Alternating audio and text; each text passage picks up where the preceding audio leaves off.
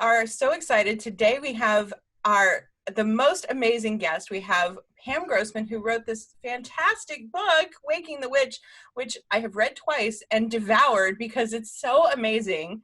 And I'm so honored to have you here to talk to our guests, to talk to the people who are part of our Witch Daily community. And I just want to, I have all these questions, but my very first question for you is, welcome. How are you finding the success of your book and people talking about it? Tell us a little bit how it's going for you. Thank you. Well, thank you so much for having me. First of all, I thought you were going to ask me how am I finding this crazy 7 months that we've been in, which is why I kind of rolled my eyes because it has been such a wild time. But I've been finding the book's release, and it just came out in paperback. So it's really been out in the world for about a year and a half now. Year and 3 months. And that has all been such a wonderful ride. It's been incredible getting to speak about witches and hopefully dispel some of the myths and shine a spotlight on some of the wonderful lessons and messages of the witch. And it's just been such an incredible, real privilege to get to meet with other witches and other kindred spirits, even if they don't call themselves witches, because there's so much we all have in common. I think so many of us are attracted to the witch because we are craving divine feminine energy. We need it right now, both literally and metaphorically. So it's been a real gift. I cannot agree with you more. I find the most exciting part too, that regardless of how scared people might be of the idea of the witch, they also we need her right now. We need to embody her and be her out in the world so that it's not so easy for people who have other ideas about what women should be to just kind of push us down and make it like we don't exist. So, yeah. Yes, beautifully said. And that's why I think so many people gravitate towards this archetype, because whether or not you love like the dark, scary aspects of the witch or the more feminist kind of, modern version of the witch, I think that there is so much to learn. And in celebrating the whole archetype holistically, we get to celebrate the complicated, complex facets of femininity in general. And I think that is something that we desperately need right now too. Oh, girl, you are speaking my language. I've got a whole other topic to talk about with that later. But so I just want to celebrate this book so much, and I want everybody to go out and buy a copy for your friend and your mom, because there's so much here that's about, like you had said, the archetype of the witch. It's not just about witchcraft. And you talk about your own journey, but you also bring in all this idea that, hey, we need to pay attention and be empowered. So can you talk a little bit more about your own journey in the empowerment side to enlighten our viewers?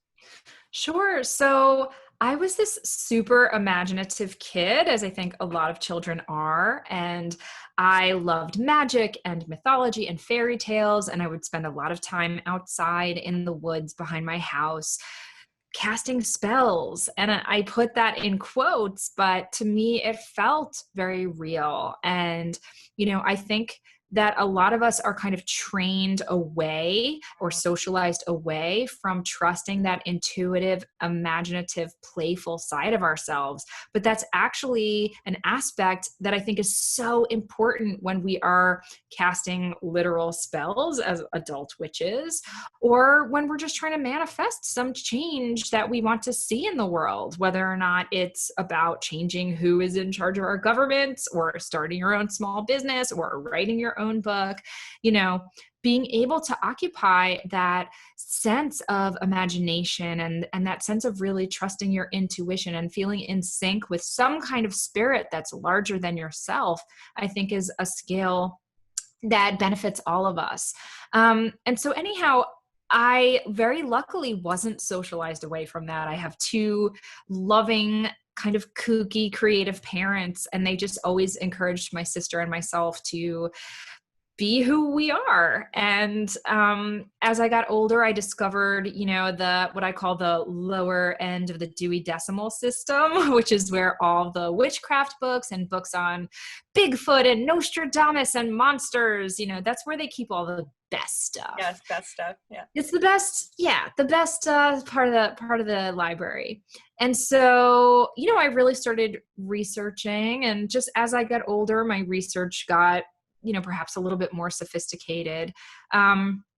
And as a teenager, I discovered spell books in, my local bookstores. There were little occult sections or new age sections, and I would start to experiment with those. And then the final thread is I was always this really creative kid. So I was always painting and drawing and writing songs and poems. And I was very attracted to artists who infused their own work with magic. Artists like painters like Leonora Carrington and Remedios Varo, or musicians like Tori Amos and Bjork and PJ Harvey, right?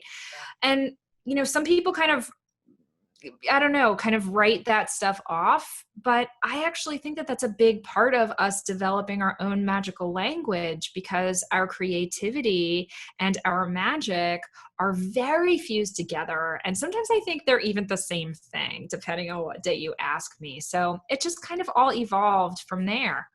I love hearing that, because I have very similar story. I had, I grew up in a time when it was fun to go out in the woods and you made potions with your friends or with the other neighborhood kids, and you look for fairies. I remember being a brownie, and they told us that we were going to have our brownie initiation. We were going to meet our fairy selves. And I was so excited. I couldn't sleep. Like, I was up all night, just so excited about meeting my fairy self. And then when we got to the initiation ritual as like 6-year-olds, they read this poem to us and showed us a mirror.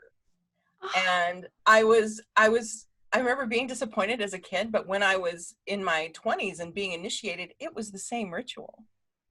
Exactly. Oh, see, I think that's really beautiful. And I'm very interested in retrospect, like, who was this person who decided to do that ritual for you all? Because I was a brownie. I never became a Girl Scout, but when I was a brownie, we didn't do anything with fairies. So that was definitely a choice on your brownie troop leader's part.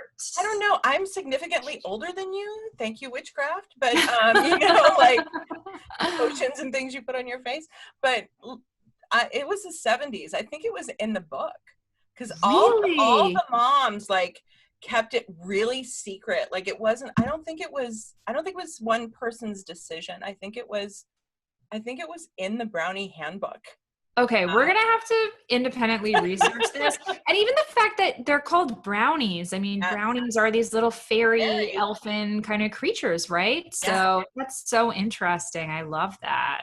And kind of, a lot of witchy people talk often about how brownies and Girl Scouts was foundational for them. And it is kind of like being in a coven too, right? And you're out in nature and you're celebrating nature. So yeah, I think that's a really fun way of looking at those things. And it just speaks to how much, I think, as young people, but certainly as adults too, we really crave connection. We crave the wilderness. We crave that feeling of being in a circle with other kindred spirits.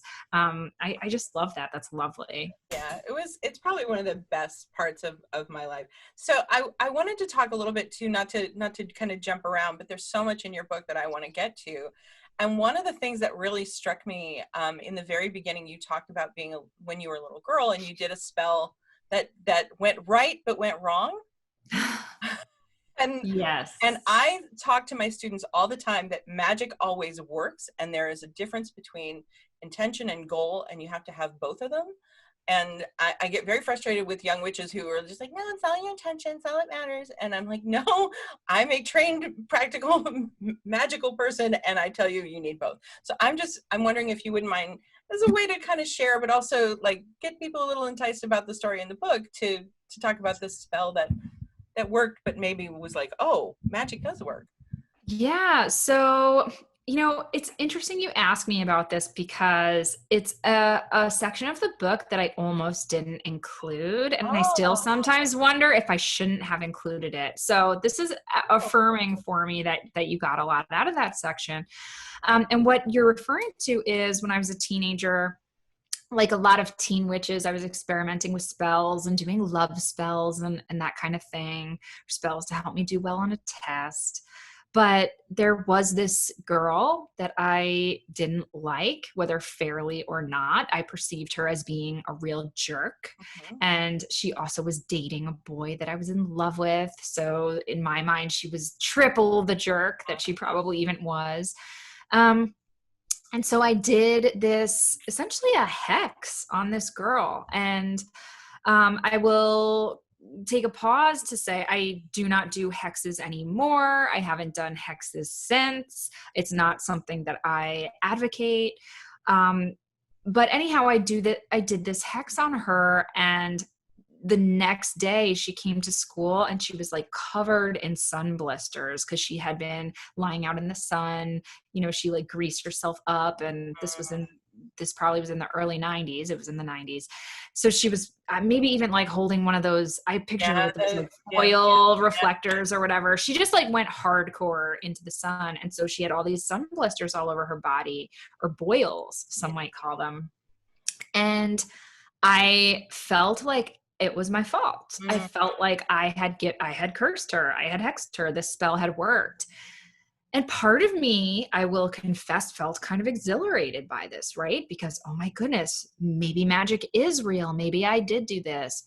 But a bigger part of me felt sick to my stomach and felt like, if magic is real, what a responsibility that is. And oh my goodness, I could really potentially hurt people or make their lives worse. And so ever since then, I haven't dabbled in that kind of magic. And it's funny because, you know, there are certainly people who think this is a funny story about a teenager who maybe, you know, just coincidentally, these two things happened. And so what a way that I got scared off from doing hexes and things. And other people are like, oh, you definitely gave that girl boils and you learned a lesson. And I don't have the answer to which is true. Right. Yeah. And I don't think it matters, because I agree. Yes. The takeaway was just like, I am not going to mess with this anymore, because it felt real. It seemed real to me. And that was enough. That was certainly enough. I am so glad to hear you say it that way, because I have almost exactly the same opinion about it, which is so lovely to hear, like this allowance of complexity, right? So similarly, I hexed my ex-husband when he left me for another woman. You hexed your ex. I hexed my ex, and let me tell you, girl, I was living in New Orleans at the time. I pulled the stops out, and part of the curse was, I want him to come home. I realized later, I wrote in my spell journal, I want him to tell me he wants to come home. Okay. So, big difference. And I want him back regardless of what he feels about it. Terrible idea. And and if he doesn't come back, I want to see all of his suffering. It was terrible. So he told me he wanted to come back. He came home. He made crazy love to me. And the next morning got in his car with his best friend and drove away and went to New York. And I never saw him again.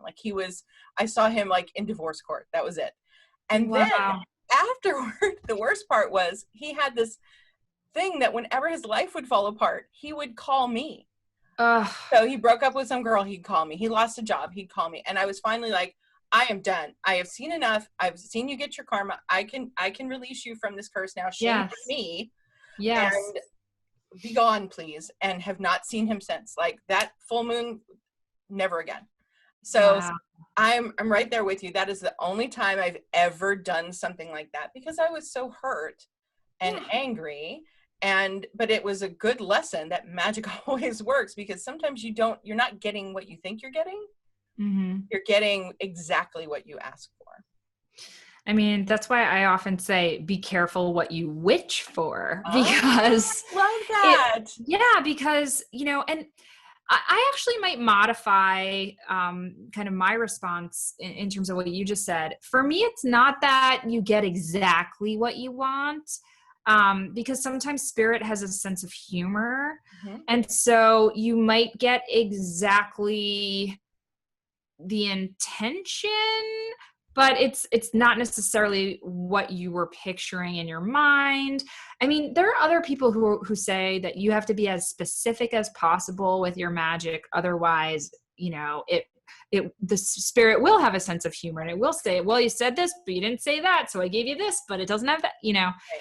And for me, that actually makes me really anxious because I am a perfectionist and I'm like, if I get caught in the weeds of trying to make my spell so accurate, like I'm just going to drive myself nuts. And so I often leave this like almost like escape hatch where I'll say, or if you have a better idea or, you know, something like, or, you know, this is what I think I want. But if there's something that will help me be, you know, of service to you and operate out of my highest good and will be better for all, like that's great too. You know what I mean? Like really be clear on the intention of like wanting to be in alignment and wanting to be of service to spirit and be a source of love. And I just say that because it's true. That is what I want, but it also feels like a bit of an insurance policy when I'm doing those spells. I agree with you. I feel like we should never interfere with somebody else's free will. I think that's part of it for me, is like, that was my lesson in messing with other people's free will. And you remind me of like Marianne Weinstein back in the 80s. You know, she would, all of her stuff said for the good of all and by the work of positive will and for the good of all. And so every spell was ended, or every ritual was ended with that language, so that there was never this assumption that it was, you know, that what you were doing just had this narrow kind of self-fulfilling ego purpose, right? Well, that's just it. Because let's say you are trying to conjure your dream home and you have all these aspects and you remember to say the fireplace and you remember to say, you know, it's well heated and the roof isn't too leaky and it has a little book nook and blah, blah, blah, all the things.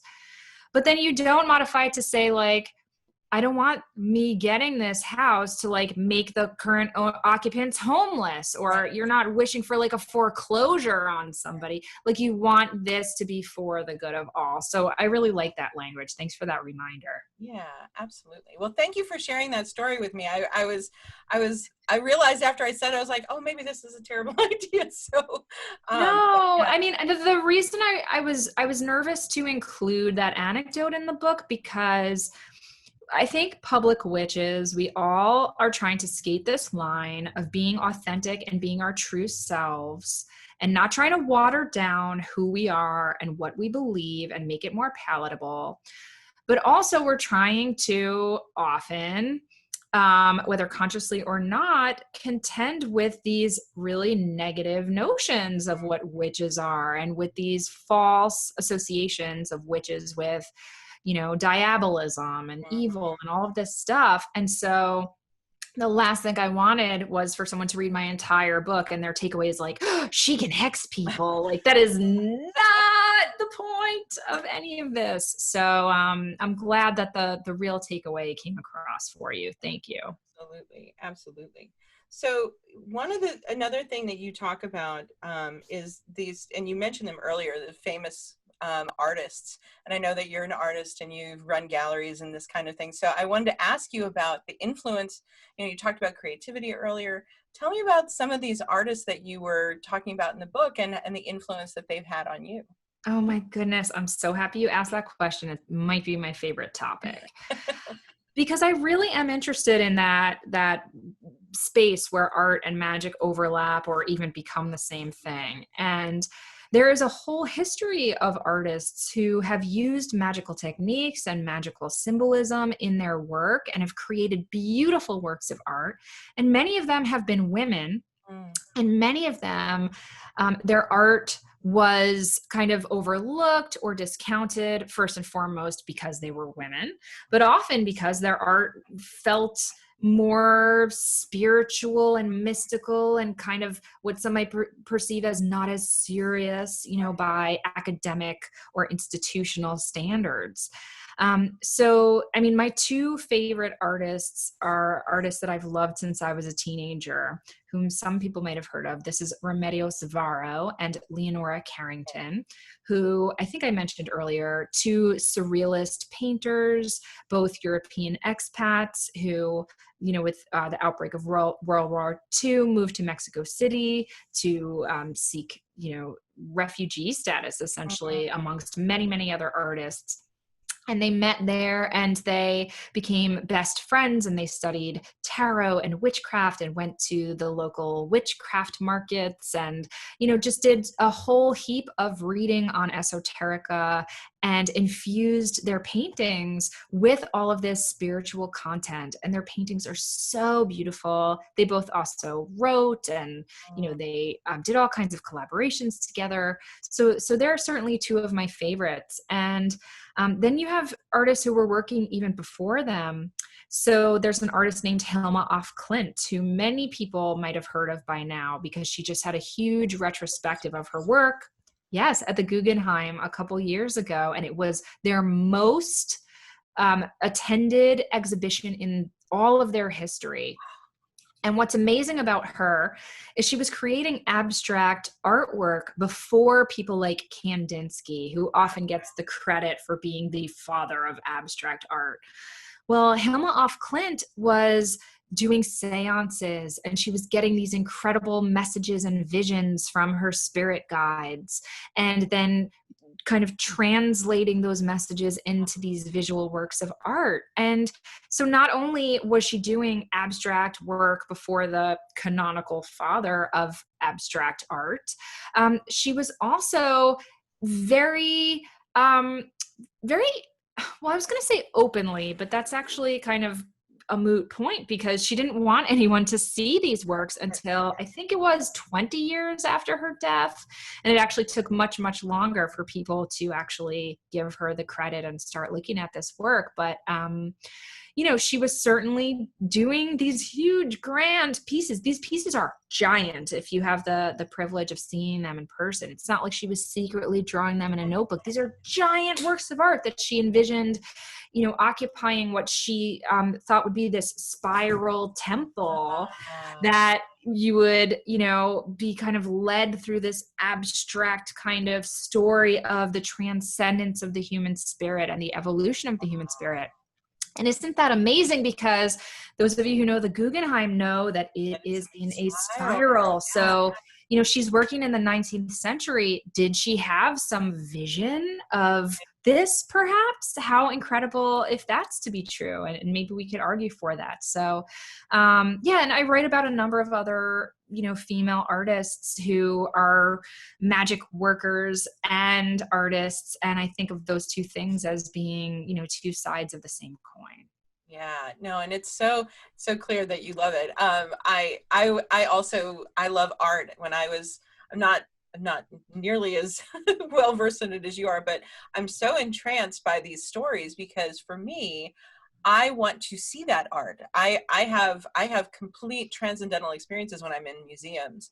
And the most powerful one was in the Tate Gallery looking at the Waterhouse paintings, the pre-Raphaelite paintings, for the same reason, because I had no idea how big they are.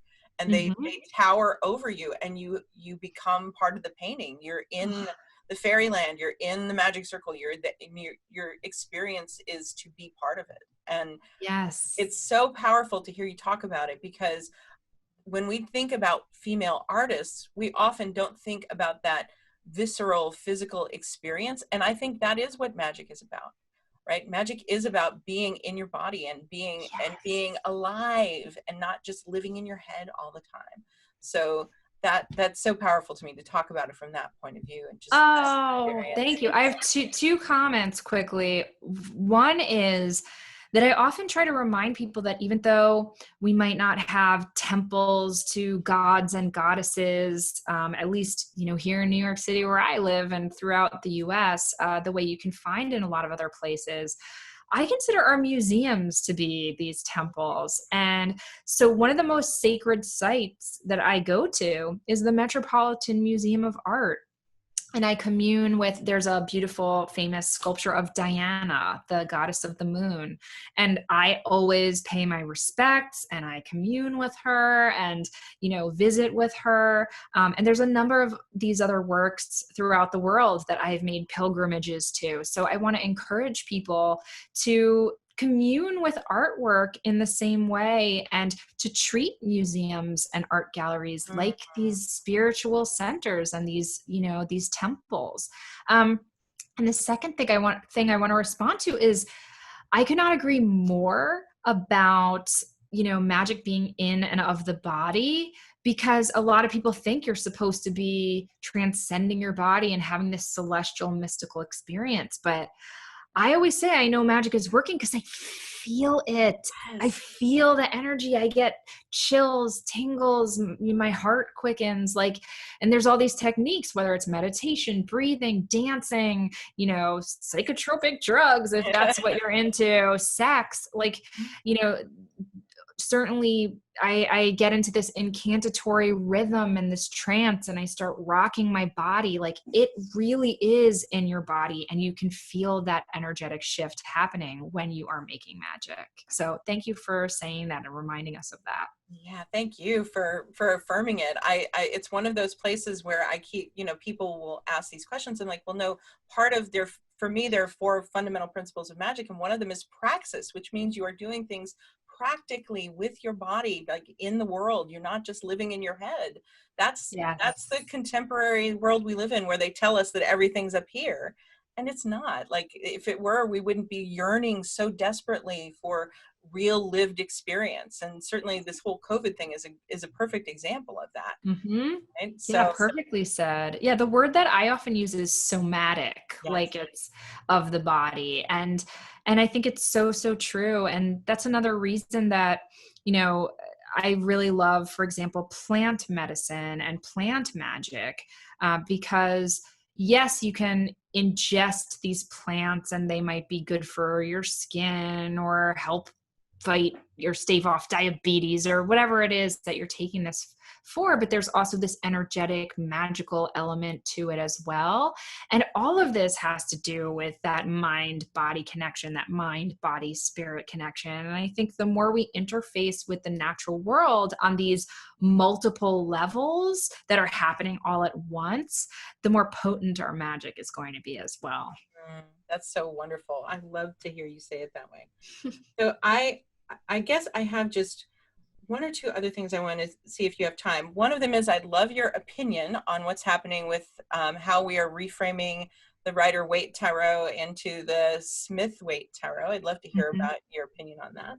Yeah. And I want to talk about the Mr. Rogers thing in your book, because it's just the sweetest thing I've ever read. So, absolutely. Yeah. So what you're referring to is the Rider-Waite Tarot is arguably the most famous, most iconic tarot deck. I'm sure a lot of people watching this maybe own it or have seen it. It is just ubiquitous now. But the names Rider and Waite are the last names of 2 men, the publisher and the writer of the deck, writer, I should specify, of the deck. But there was an illustrator of this deck, Pamela Coleman Smith, a woman. Some people think she may have even been of mixed race, though that is debatable. We haven't quite proven it, but it's certainly an interesting notion. Some people think she may have been queer. We do know she was definitely a woman, and she certainly was inspired by earlier decks that came before, as there were many. But she was, first of all, the first artist to illustrate all of what we call the pip cards, or the numbered cards. All decks preceding that would just have, if it was the 5 of swords, it would just show 5 swords. And in her deck, you see a whole scene, right? There's a whole beautiful tableau for every single card, not just the face cards, or the major arcana. And she also infused it with her own iconography and mysticism and colors. And she was drawing from Western esotericism and some Christian mysticism. And there's some mythology, Greek and Roman stuff in there. There's Egyptian stuff in there. There's some Kabbalah stuff in there. I mean, it is dense. And she was such a gifted artist on her, of her own right. So the fact that her name was left off of it, she was paid. We have a letter from her where she talks about how she's paid very little for this deck, considering how much work it was and now how iconic it was. I mean, this woman died impoverished. And if you think about how famous this work is, it's really heartbreaking. So I'm so thrilled that at least people are putting her name on the deck now, and that her name is becoming much more, known and spoken and written of, because she deserves so much credit and gratitude. And it feels like a big course corrective to give her the credit that she deserves. Thank you so much.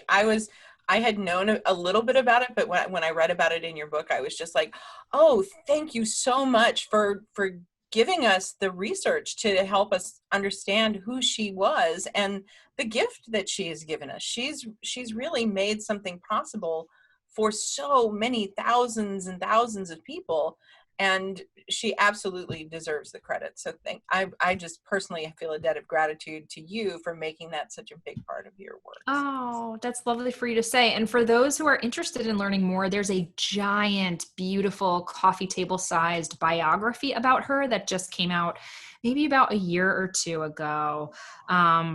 And it is filled with scholarship, filled with many, many essays from tarot scholars and experts, and many, many illustrations. So I'm forgetting what it's called. It's like Pamela Coleman Smith.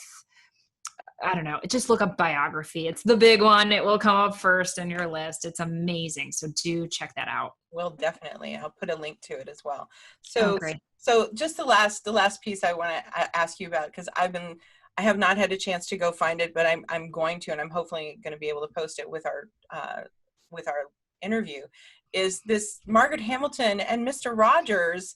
I have a vague memory of seeing this as a little girl. And so when I think I probably reread that section of your book. I mean, if I'm honest, probably like 8 or 10 times, because I was just so moved by not only the gentleness that you described, but the gentleness that you handled it with, to not paint it into some sort of black and white imagery that a way of saying it's this or it's that. You really handled it so beautifully, and you honored the way they handled it, which I thought was really lovely. So I haven't seen it. Can you tell us just a little bit about it? Yes, absolutely. So there is this clip that you can find online of Margaret Hamilton, who played the Wicked Witch of the West in the original Wizard of Oz movie. And remember, that film came out in 1939, this MGM film that we've all probably seen many times. And by the time she is on the Mr. Rogers show, it is many, many decades later. The And 70s. I was a little girl, so that's like 1975 or 76 or something. So exactly. So picture that, you're this older woman, you're still known for this role you've played decades and decades earlier. And it is a role that is iconic, but that has scared the wits out of children for decades now, right? And so Mr. Rogers invites the actor on his show, and they talk about how she's just an actor who played this role. And he even asks her to put the costume on, and he helps her get into it. And you watch her kind of transform and become the witch and cackle. And what's so beautiful about it to me is that, they're trying to teach children, first of all, not to be afraid and to understand what a movie is, but also they address the fact that it's really fun to be a witch, and it's fun to play pretend, and that girls and boys can dress up and be witches. And isn't that great? Mm-hmm. And that really warmed my heart, because I think there is something innate in us that wants to, sometimes be a little bit wicked and play pretend and get to explore all those different aspects of humanity. That's really, really healthy and lovely. But I was also a little bit, to be honest, like a little bit, tiny bit frustrated, because he also wants her to talk about how she's just really a nice little old lady, and she has grandchildren, and, and trying to humanize her. And I understand why he's doing this, because the audience is children, and they're trying to teach kids not to be scared of this terrifying character. But it really struck me that this is the binary that women, especially, and certainly witchy women and witches, have had to traverse for centuries, this idea that, you know, we're wicked, but we have to apologize for it, but we have to explain that, no, we're not really wicked, but actually, you know, like we're constantly trying to, I think, water down our power. And of course, the Wicked Witch, as I write in the first chapter, she's a homicidal maniac. She's not someone whose behavior I would condone. But what's beautiful about that performance is she's laughing her ass off. She is having a ball. She has desire. She wants those shoes. She's relishing in being this like powerful, you know, extreme, expressive woman. And so the fact that she also, many years after the role, has to explain to people like, no, she's just this little nice old lady. Don't worry about me. You know, there's something sad about that too, something bittersweet. So in that chapter, yeah, I'm trying to kind of explore all of that different nuance about what it means to be a complicated woman. And that clip really brought it home for me.